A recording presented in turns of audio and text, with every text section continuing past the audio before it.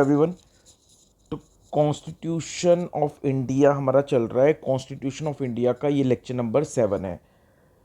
आज हम करेंगे आर्टिकल नंबर 3। अब आर्टिकल नंबर 3 क्या कहता है? आर्टिकल नंबर 3 कहता है कि पार्लियामेंट के पास एक पावर है।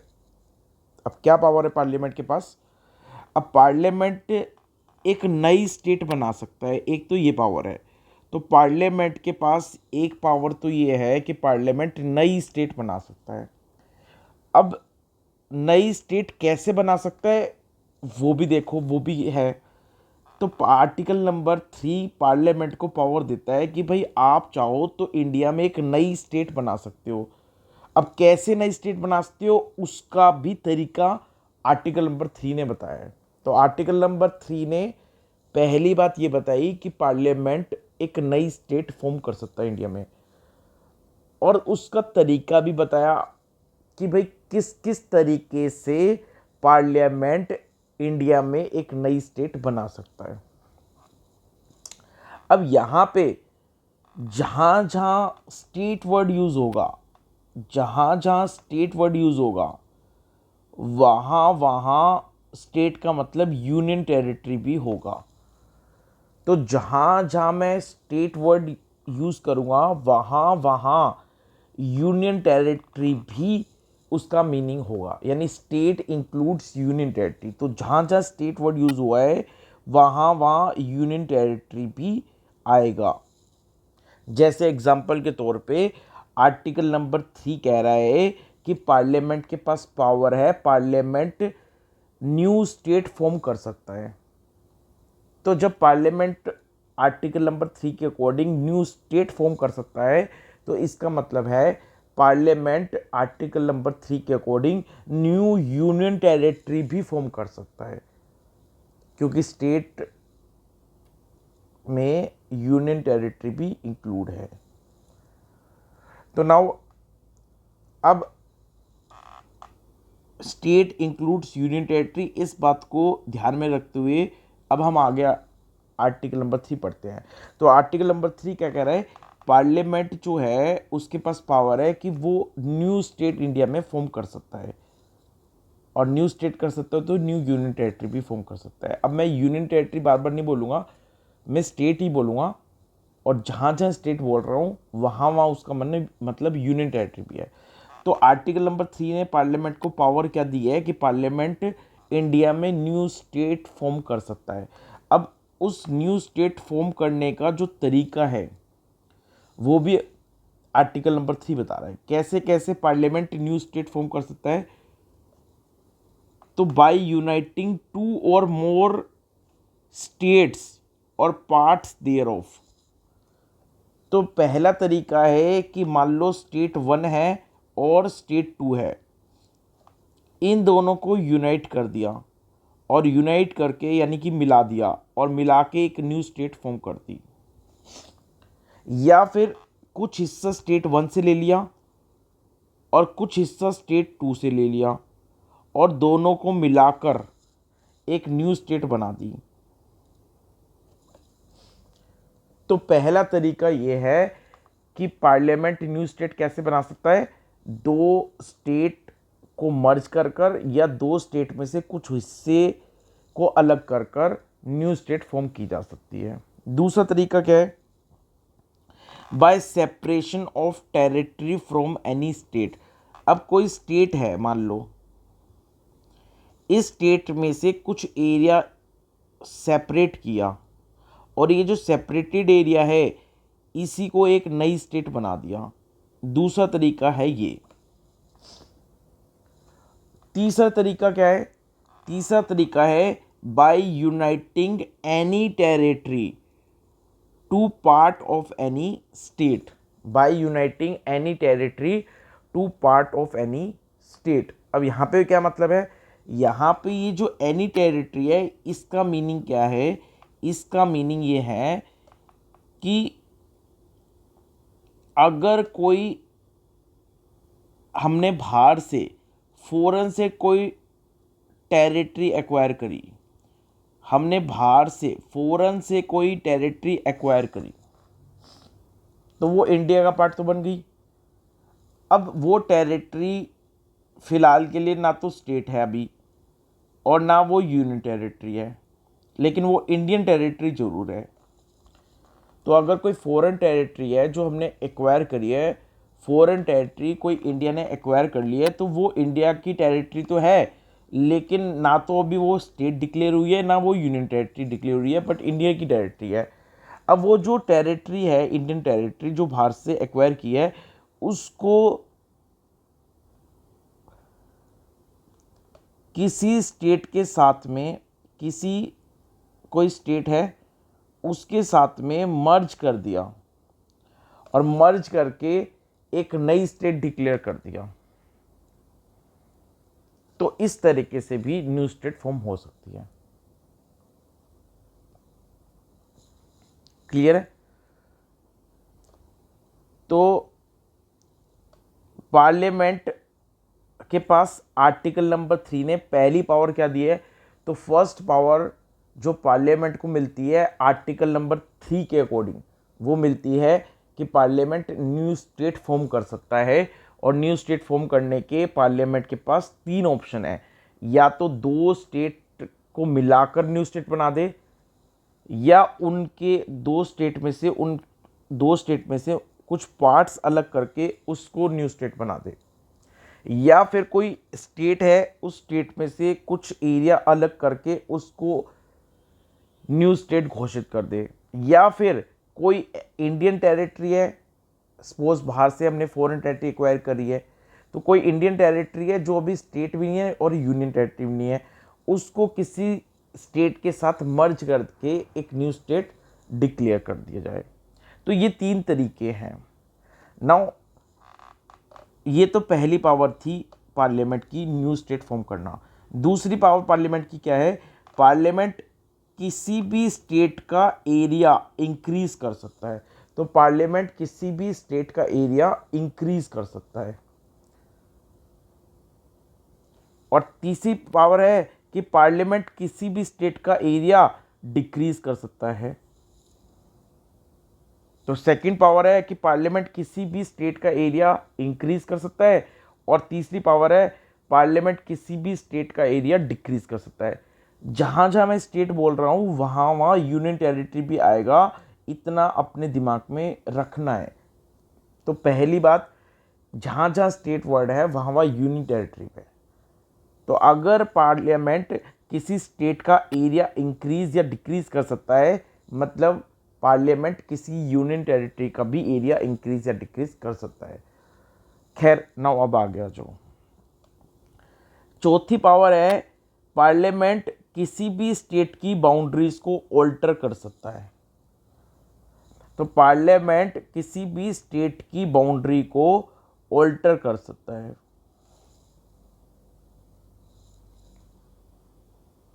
जैसे किसी स्टेट की बाउंड्री को ऑल्टर किया जा सकता है, वैसे किसी यूनियन टेरिटरी की बाउंड्री को भी ऑल्टर किया जा सकता है, क्योंकि जहाँ पे स्टेट वर्ड है वहाँ पे यूनियन टेरिटरी भी आएगा। खैर, आगे आ जाओ।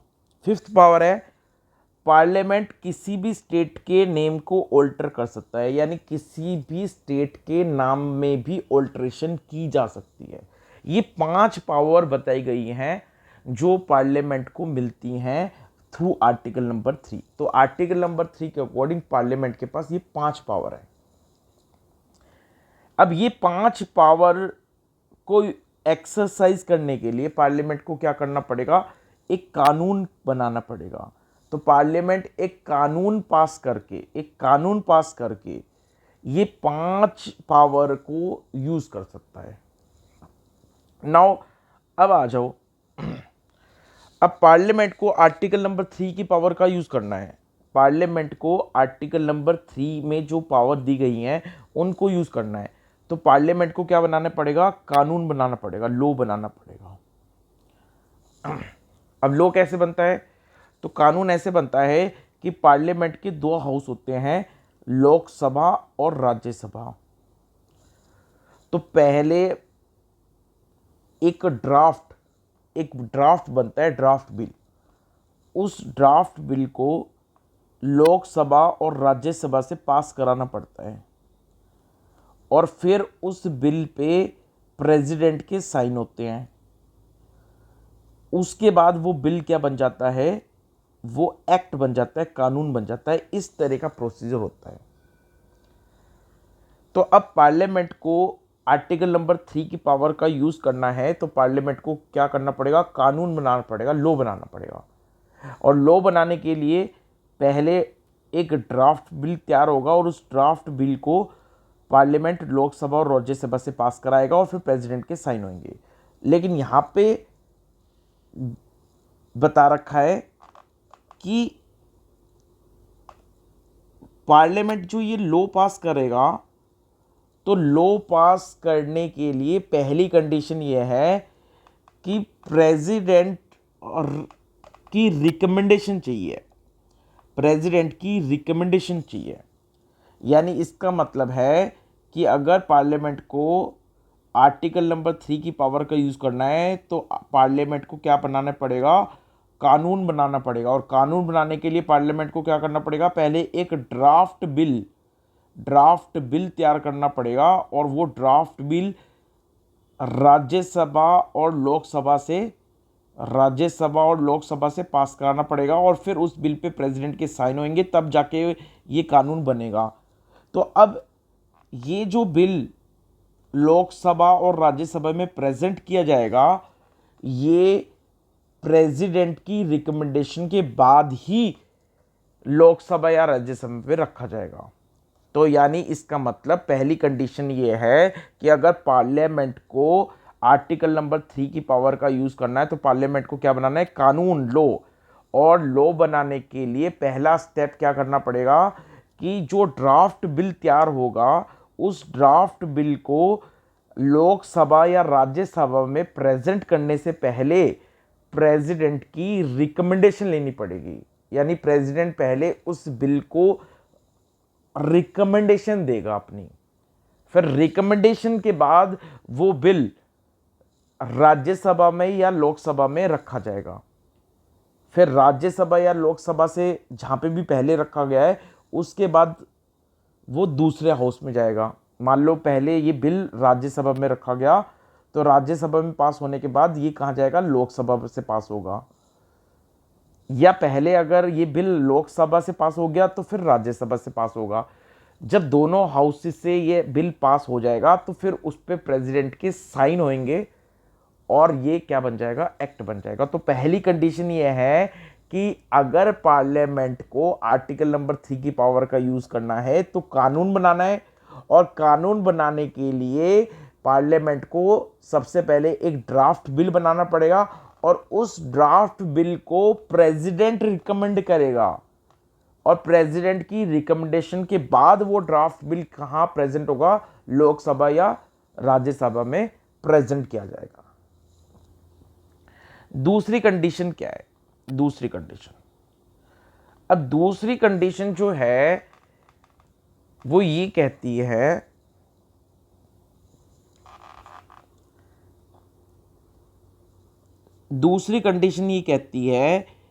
कि अगर जो ड्राफ्ट बिल बना है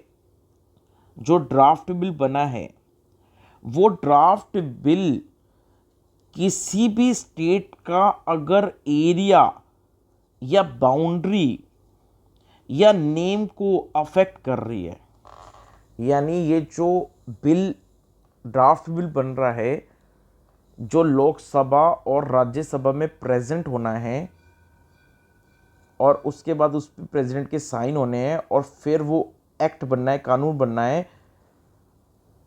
ये ड्राफ्ट बिल अगर किसी स्टेट का एरिया या बाउंड्री या नेम को इफेक्ट करेगा, तो प्रेसिडेंट साहब सबसे पहले इस ड्राफ्ट बिल को उस रिस्पेक्टिव स्टेट को जिसका एरिया, नेम या बाउंड्री इफेक्ट हो रहा है, उसको प्रेसिडेंट साहब ये बिल देंगे। यानी अगर ये बिल किसी स्टेट का एरिया, बाउंड्री या नेम इफेक्ट कर रहा है, तो प्रेसिडेंट साहब सबसे पहले वो बिल किसको भेजेंगे, उस स्टेट को भेजेंगे जिस स्टेट का एरिया, बाउंड्री या नेम इफेक्ट हो रहा है।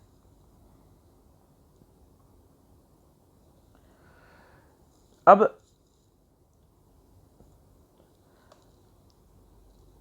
अब जिस स्टेट को भेजा है ये बिल प्रेसिडेंट साहब ने, उस स्टेट की जो स्टेट लेजिस्लेचर है,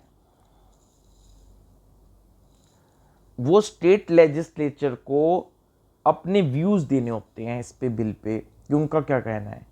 अब अगर स्टेट लेजिस्लेचर अपने व्यूज़ नहीं एक्सप्रेस करता, यानी प्रेसिडेंट साहब ने तो ड्राफ्ट बिल भेज दिया स्टेट को कि भाई तुम्हारी स्टेट का नेम, बाउंड्री या एरिया इम्पैक्ट हो रहा है इस कानून के आने के बाद से, तो तुम्हारा क्या कहना है। इस तरह से प्रेसिडेंट साहब ने बिल भेज दिया स्टेट को। अब स्टेट लेजिस्लेचर को अपने व्यूज़ देने हैं। अब अगर स्टेट लेजिस्लेचर अपने व्यूज़ नहीं देता with in the specified time, यानी प्रेसिडेंट साहब ने जब बिल भेजा होगा स्टेट लेजिस्लेचर को कि भाई आपकी स्टेट का एरिया, नेम या बाउंड्री इफेक्ट हो रही है तो आप अपने व्यूज़ दीजिए, तो एक टाइम भी बताया होगा प्रेसिडेंट साहब ने कि कितने टाइम के अंदर अपना व्यूज़ दीजिए।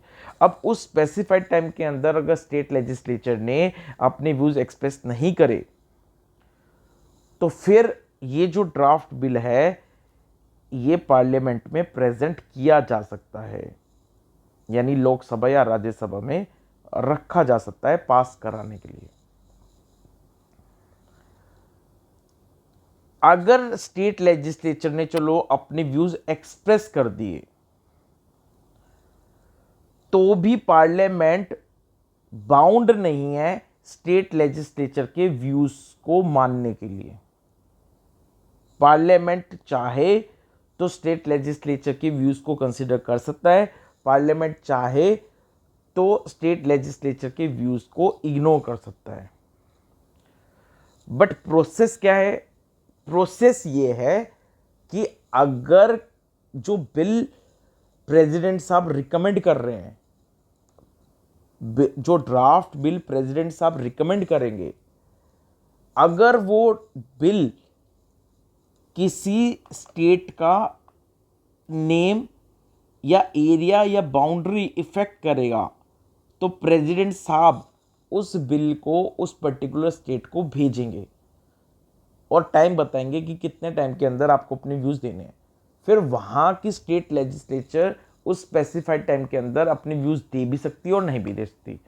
अगर स्टेट लेजिस्लेचर ने अपने व्यूज़ नहीं दिए, तब तो ये इस बिल को फर्दर पार्लियामेंट के अंदर, लोकसभा या राज्यसभा के अंदर पेश कर दिया जाएगा, इंट्रोड्यूस कर दिया जाएगा पास होने के लिए। लेकिन अगर स्टेट लेजिस्लेचर ने अपने व्यूज़ दे दिए, तो भी बिल जो होगा वो तो लोकसभा या राज्यसभा में प्रेजेंट होगा, लेकिन पार्लियामेंट जो है, यानी कि लोकसभा और राज्यसभा जो है, वो स्टेट लेजिस्लेचर के व्यूज़ को कंसीडर कर भी सकते हैं और कंसीडर नहीं भी कर सकते। यानी स्टेट लेजिस्लेचर के जो व्यूज़ होंगे वो व्यूज़ को लोकसभा और राज्यसभा कंसीडर कर भी सकती है, नहीं भी कर सकती। फिर आगे क्या होगा, ये प्रोसीजर है, बस ये फॉलो करना है। फिर उसके बाद वो बिल अगर लोकसभा में प्रेजेंट हुआ है पहले, तो फिर उसके बाद राज्यसभा में जाएगा और फिर राज्यसभा के पास बाद प्रेसिडेंट उस पर साइन करेंगे और वो क्या बन जाएगा, लॉ बन जाएगा। और लॉ बनने के बाद पार्लियामेंट क्या कर सकता है, आर्टिकल नंबर 3 में जो पावर दी गई है उसको यूज़ कर सकता है। नाउ अब एक क्वेश्चन उठता है। क्या क्वेश्चन उठता है? क्वेश्चन ये उठता है, सबसे पहले तो ध्यान दो कि भाई अभी तक हमने ये कहा था कि जहाँ जहाँ स्टेट वर्ड यूज़ होगा वहाँ वहाँ उसका मीनिंग यूनियन टेरिटरी भी होगा। ये बात हमने कही थी कि जहाँ जहाँ स्टेट वर्ड है वहाँ वहाँ उसका मतलब यूनियन टेरिटरी भी होगा। लेकिन जो ये जो प्रोसीजर बताया है, क्या प्रोसीजर बताया है कि भाई हमने ये कहा था कि अगर आर्टिकल नंबर 3 की पावर का यूज़ करना है पार्लियामेंट को, तो पार्लियामेंट सबसे पहले क्या बनाएगा, कानून बनाएगा, लॉ पास करेगा। और लॉ पास करने के लिए एक तरीका बता रखा है। क्या तरीका है, उस तरीके को दोबारा से बता देता हूं मैं क्या है। कि अगर पार्लियामेंट ने आर्टिकल नंबर 3 की पावर को यूज़ करना है तो पार्लियामेंट को एक कानून पास करना पड़ेगा। और कानून पास करने का तरीका क्या है? कानून पास करने का तरीका ये है कि पहले एक ड्राफ्ट बिल प्रिपेयर किया जाएगा। अब ये ड्राफ्ट बिल सबसे पहले प्रेसिडेंट रिकमेंड करेंगे। क्या करेंगे? प्रेसिडेंट अपनी रिकमेंडेशन देंगे इस ड्राफ्ट बिल के लिए। सबसे पहले तो ये होगा, ठीक है। दूसरा स्टेप, यानी प्रेसिडेंट साहब पहले अपनी रिकमेंडेशन करेंगे, फिर जाके ये ड्राफ्ट बिल लोकसभा या राज्यसभा में प्रेजेंट किया जाएगा। पहले तो ये स्टेप है। दूसरा स्टेप ये है कि अगर ये बिल किसी स्टेट का एरिया, बाउंड्री या नेम को इफेक्ट कर रहा है तो प्रेसिडेंट साहब उस ड्राफ्ट बिल को सबसे पहले उस पर्टिकुलर स्टेट के पास भेजेंगे उसके व्यूज जानने के लिए। तो उस स्टेट के पास प्रेसिडेंट साहब क्या करेंगे? इस ड्राफ्ट बिल को भेजेंगे। स्टेट का मतलब है कि उस स्टेट की स्टेट लेजिस्लेचर को ये बिल भेजा जाएगा। जैसे सेंटर में पार्लियामेंट होती है, कानून बनाती है, जो सेंटर में पार्लियामेंट होती है जो पूरे देश के लिए कानून बनाती है, ऐसे स्टेट में स्टेट लेजिस्लेचर होती है और ये स्टेट लेजिस्लेचर अपनी स्टेट के लिए कानून बनाती है। तो जो पार्लियामेंट का काम होता है वो स्टेट लेजिस्लेचर का काम होता है। और क्या काम होता है? कानून बनाने का काम। तो नाउ अब अगर ये ड्राफ्ट बिल किसी स्टेट का एरिया, बाउंड्री या नेम को इफेक्ट कर रहा है तो प्रेसिडेंट साहब ये बिल सबसे पहले उस स्टेट को भेजेंगे, ये रिक्वायरमेंट है। और पूछेंगे कि भाई आप अपने व्यूज दो। फिर स्टेट लेजिस्लेचर अपने व्यूज दे भी सकती है और नहीं भी दे सकती। अगर दे दिए, अगर नहीं दिए व्यूज तो कोई बात नहीं। अगर व्यूज दे दिए तो फिर पार्लियामेंट जो है, यानी कि लोकसभा और राज्यसभा, ये इस व्यूज को कंसिडर कर भी सकते हैं और नहीं भी कर सकते। बस इतनी कहानी है।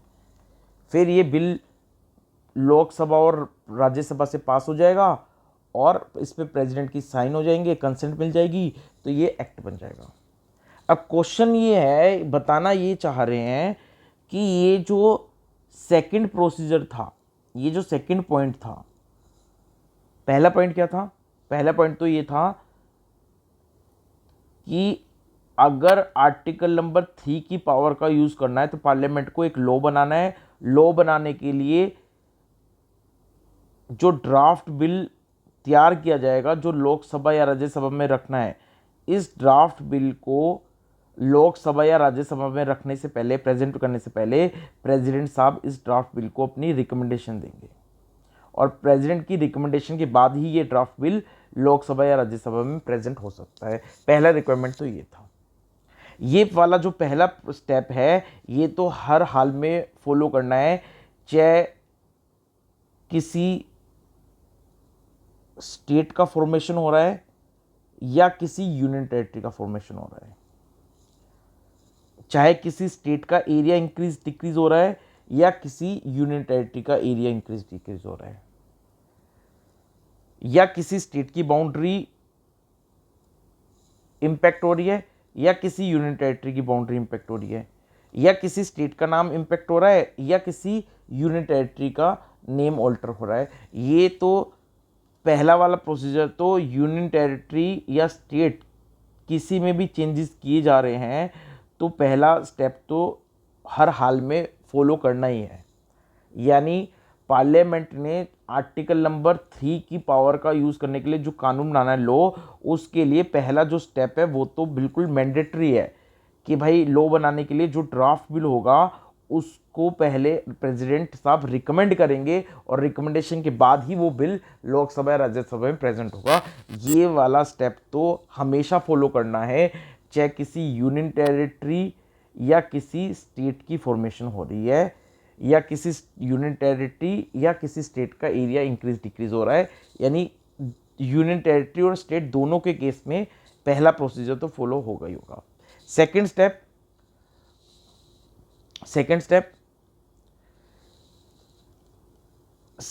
स्टेप में यूनियन टेरिटरी को एक्सक्लूड कर दिया गया है।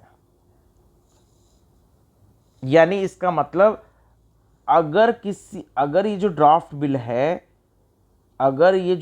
बिल है ये किसी स्टेट का एरिया या बाउंड्री या नेम को इफेक्ट कर रहा है, तब तो प्रेसिडेंट साहब उस स्टेट की स्टेट लेजिस्लेचर को ये ड्राफ्ट बिल सेंड करेंगे उसके व्यूज़ के लिए। लेकिन अगर ये जो ड्राफ्ट बिल है वो किसी यूनियन टेरिटरी का एरिया, बाउंड्री या नेम को इफेक्ट कर रहा है, तब प्रेसिडेंट साहब को उस यूनियन टेरिटरी को ये ड्राफ्ट बिल नहीं भेजना उनके व्यूज लेने के लिए। तो इतना याद रखना है कि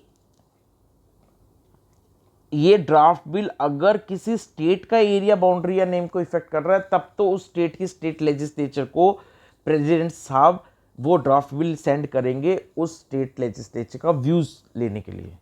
लेकिन अगर वो ड्राफ्ट बिल किसी स्टेट का नहीं, किसी यूनियन टेरिटरी का एरिया, बाउंड्री या नेम को इफेक्ट कर रहा है, तब प्रेसिडेंट साहब उस यूनियन टेरिटरी को ड्राफ्ट बिल नहीं भेजेंगे उनके व्यूज जानने के लिए।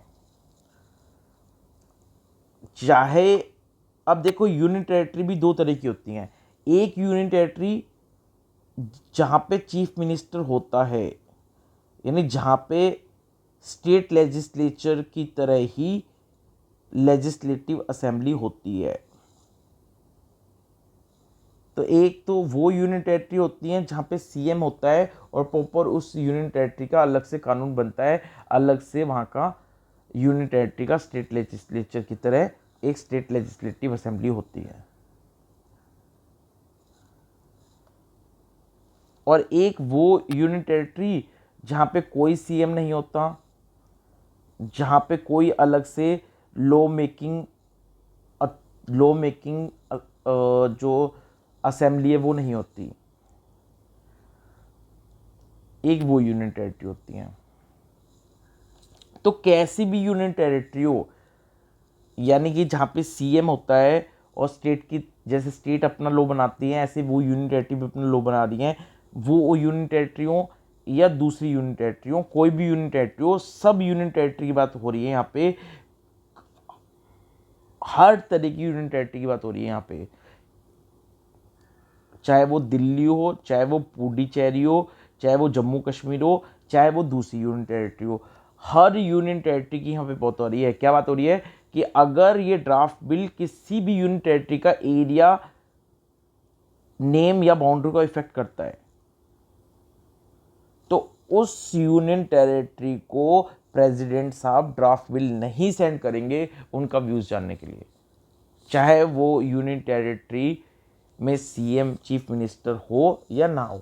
यानी उस यूनियन टेरिटरी का अलग से लॉ मेकिंग अथॉरिटी हो चाहे या ना हो, doesn't matter, her union territory यहाँ पे कवर है। तो जो सेकंड स्टेप है वो सिर्फ स्टेट के केस में है, यूनियन टेरिटरी के केस में नहीं है।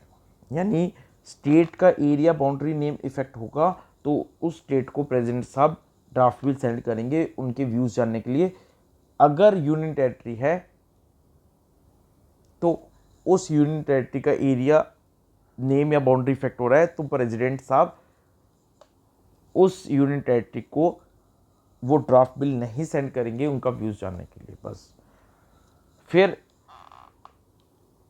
व्यूज, अगर स्टेट लेजिस्लेचर ने व्यूज दिए हैं कि नहीं दिए हैं तो बहुत अच्छी बात, नहीं दिए तो भी अच्छी बात। पार्लियामेंट जो है वो स्टेट लेजिस्लेचर के व्यू मानने के लिए बाउंड नहीं है। फिर उसके बाद वो जो ड्राफ्ट बिल है वो लोकसभा और राज्यसभा से पास हो जाएगा। जब लोकसभा और राज्यसभा उसको पास कर रहे होंगे तो स्टेट लेजिस्लेचर के व्यू को कंसिडर कर सकते हैं और नहीं भी कर सकते। और उसके बाद फिर उस बिल को प्रेसिडेंट साहब की असेंट मिल जाएगी और वो क्या बन जाएगा, कानून बन जाएगा। अब आ जाओ अगले पॉइंट पे।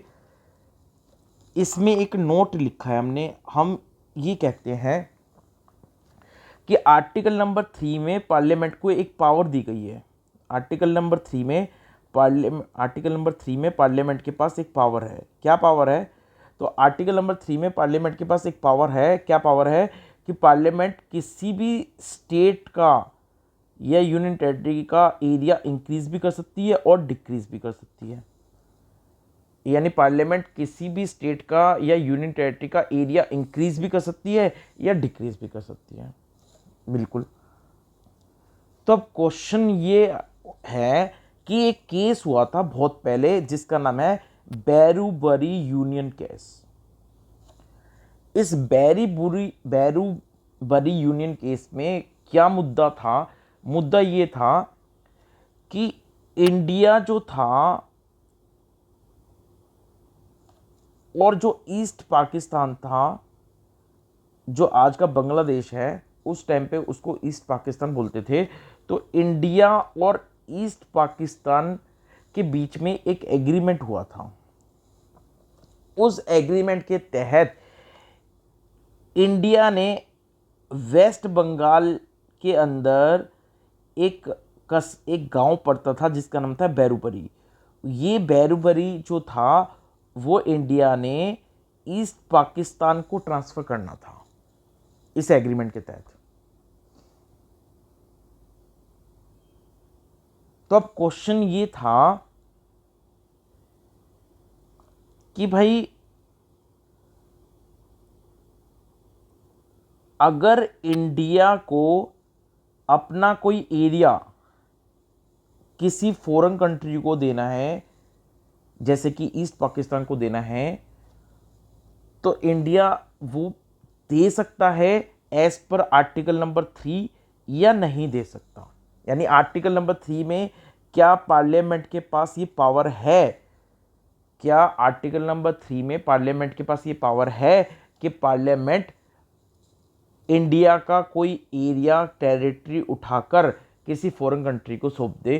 क्या आर्टिकल नंबर 3 में ये पावर है? क्यों? क्योंकि आर्टिकल नंबर 3 में एक बात लिखी हुई है कि आर्टिकल नंबर 3 ने ये कहा है कि भाई पार्लियामेंट चाहे तो लॉ पास करने के बाद, एक सिंपल सा लॉ पास करने के बाद पार्लियामेंट क्या कर सकता है? किसी भी स्टेट या यूनियन टेरिटरी का जो एरिया है उसको डिक्रीज कर सकता है। तो क्या इसका मतलब ये है कि पार्लियामेंट किसी भी स्टेट का यूनियन टेरिटरी का एरिया जो डिक्रीज करेगा वो एरिया फिर वो किसी फॉरेन टेरिटरी को, फॉरेन कंट्री को सौंप देगा? क्या इस बात का मतलब ये है? तो जज साहब ने इस केस में ये कहा था कि नहीं, आर्टिकल नंबर 3 के अकॉर्डिंग पार्लियामेंट को ये पावर नहीं है कि पार्लियामेंट इंडिया की कोई टेरिटरी उठाकर, इंडिया का कोई हिस्सा उठाकर फॉरेन कंट्री को सौंप दे। ऐसा पावर आर्टिकल नंबर 3 पार्लियामेंट को नहीं देता है। तो फिर क्या किया जाए? तो फिर ये कहा गया कि कॉन्स्टिट्यूशन में जो प्रोसीजर दे रखा है वो प्रोसीजर फॉलो किया जाए और कॉन्स्टिट्यूशन में अमेंडमेंट किया जाए, और कॉन्स्टिट्यूशन का प्रोसीजर फॉलो करने के बाद, कॉन्स्टिट्यूशन में अमेंडमेंट करने के बाद फिर जो बैरूबरी जो गांव है वो ईस्ट पाकिस्तान को दिया जा सकता है। क्लियर है? तो अब यानी इसका मतलब ये है कि कॉन्स्टिट्यूशन में जो प्रोसीजर दे रखा है और वो प्रोसीजर फॉलो करके और कॉन्स्टिट्यूशनल अमेंडमेंट करके तब तो इंडिया का कोई एरिया फॉरेन कंट्री को दिया जा सकता है। ये बात तो अलग हुई। पर हमारा क्वेश्चन ये था कि क्या आर्टिकल नंबर 3 में जो पावर है, क्या आर्टिकल नंबर 3 की पावर को यूज करके भी क्या पार्लियामेंट इंडिया का कोई एरिया उठा के फॉरेन कंट्री को दे सकती है क्या? तो कोर्ट ने मना कर दिया, सुप्रीम कोर्ट ने कहा कि नहीं, आर्टिकल नंबर 3 में पार्लियामेंट के पास इतनी पावर नहीं है कि पार्लियामेंट इंडिया का कोई हिस्सा उठा के फॉरेन कंट्री को दे दे। नो। तो फिर क्या करना पड़ेगा? तो फिर कॉन्स्टिट्यूशन में जो प्रोसीजर दे रखा है वो फॉलो करो और कॉन्स्टिट्यूशनल अमेंडमेंट लाओ और फिर इंडिया का वो जो एरिया है आप फॉरेन कंट्री को दे दो। लेकिन आर्टिकल नंबर 3 में ये पावर पार्लियामेंट के पास नहीं है।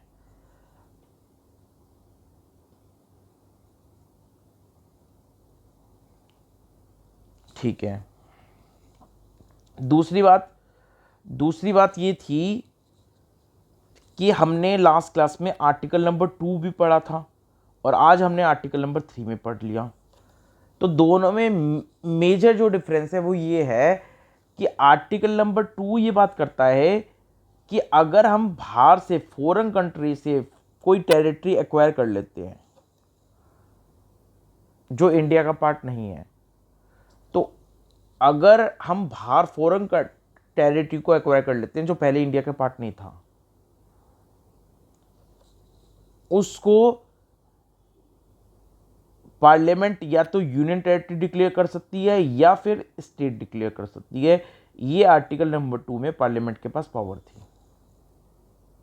तो पार्लियामेंट के पास आर्टिकल नंबर 2 में क्या पावर थी कि अगर इंडिया कोई फॉरेन टेरिटरी एक्वायर करता है तो उसको पार्लियामेंट क्या कर सकती है, या तो यूनियन टेरिटरी डिक्लेयर कर सकती है या फिर स्टेट डिक्लेयर कर सकती है। ये था आर्टिकल नंबर 2 में।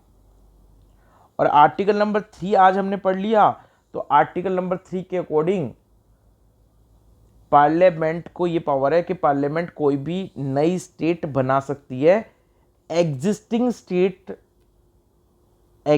स्टेट के अंदर से ही। तो आर्टिकल नंबर 3 के अकॉर्डिंग पार्लियामेंट न्यू स्टेट या न्यू यूनियन टेरिटरी बना सकती है एग्जिस्टिंग स्टेट या एग्जिस्टिंग यूनियन टेरिटरी के अंदर से ही। ये आर्टिकल नंबर 3 कहता है। तो आर्टिकल नंबर 2 के अकॉर्डिंग पार्लियामेंट कोई स्टेट या यूनियन टेरिटरी कैसे बना सकती है? तो आर्टिकल नंबर 2 के अकॉर्डिंग कोई फॉरेन टेरिटरी अगर हमने एक्वायर करी है, इंडिया ने एक्वायर करी है, तो उसको आर्टिकल नंबर 2 के अकॉर्डिंग पार्लियामेंट या तो यूनियन टेरिटरी घोषित कर सकती है या एक स्टेट घोषित कर सकती है। लेकिन आर्टिकल नंबर 3 में क्या है, जो एग्जिस्टिंग स्टेट या यूनियन टेरिटरी है उनमें से ही कुछ एरिया को अलग करके पार्लियामेंट क्या कर सकती है, न्यू स्टेट या यूनियन टेरिटरी डिक्लेयर कर सकती है। ये मेजर डिफरेंस है आर्टिकल नंबर 2 और 3 में। अब आ जाओ, जब आर्टिकल नंबर 3 की आप एक्सप्लेनेशन पढ़ोगे तो उसमें ये लिखा हुआ है कि जहां जहां स्टेट वर्ड है, जहां जहां आर्टिकल नंबर 3 में स्टेट वर्ड है, इस स्टेट का मतलब यूनियन टेरिटरी भी होगा। ये तो हो गई एक एक्सप्लेनेशन। और दूसरी एक्सप्लेनेशन ये कहती है कि वो जो प्रोसीजर ऊपर बताया गया है, कौन सा प्रोसीजर, कि भाई अगर ये जो ड्राफ्ट बिल है वो किसी स्टेट का एरिया, नेम या बाउंड्री इफेक्ट करेगा तो प्रेसिडेंट साहब वो बिल उस स्टेट लेजिस्लेचर को देंगे उसके व्यूज लेने के लिए। ये वाला प्रोसीजर स्टेट के केस में तो फॉलो करना पड़ेगा लेकिन यूनियन टेरिटरी के केस में फॉलो नहीं करना पड़ेगा। ये एक्सप्लेनेशन 2 कहती है। तो एक ये एक्सप्लेनेशन है और ये एक्सप्लेनेशन 2 है। पहली एक्सप्लेनेशन ये कहती है कि स्टेट का मतलब यूनियन टेरिटरी भी होगा। दूसरी एक्सप्लेनेशन ये कहती है कि ये जो प्रोसीजर है ये यूनियन टेरिटरी के केस में नहीं फॉलो करना। तो ये था हमारा आर्टिकल नंबर 3। तो आर्टिकल नंबर 3 हमारा कंप्लीट हो गया है। आर्टिकल नंबर 3, तो ये था हमारा कॉन्स्टिट्यूशन का लेक्चर नंबर 7।